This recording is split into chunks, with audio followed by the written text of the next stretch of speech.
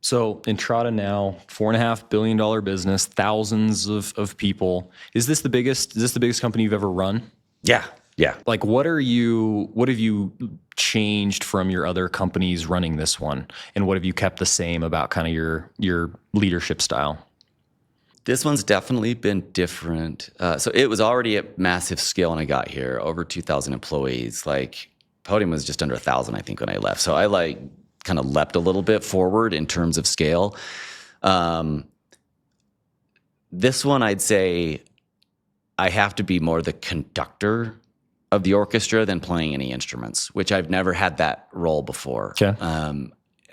Like I was involved in pretty much everything at every company I've ever been in, like every deal we were closing, every single thing going on.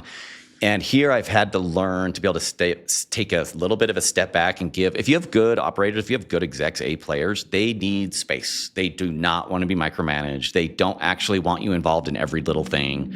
So the thing I've had to learn is how to kind of manage from like that, or like I said, the director of an orchestra perspective, and like do the whole trust and verify, and give people some space, communicate well, like expectations and kind of where we're going, and ask the right questions. That's probably one thing I've learned more than anything. The bigger you get, it becomes about asking the right questions, because any presentation I get, I already know it's been through like 4 revs. It's been polished 3 different times, and it's like, oh well, before we don't want Adam to see this. So it becomes about asking the right questions. So how do you do that? What you're describing is like trusting executives, giving them space without losing your check on the pulse of the business.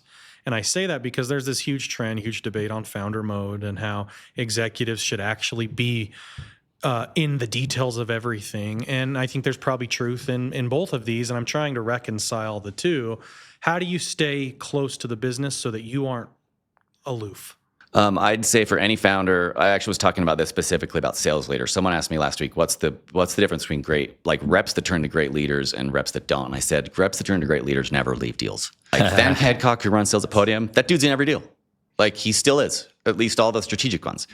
And I would actually say the same thing for a CEO. Like for me, staying in sales deals and sales motions and customer visits is the most important That's thing. your connection to the customer. Because you're naturally going to just like, some distance is going to get created. I don't take support calls anymore. Like there's not a whole lot of value I can add to the product team.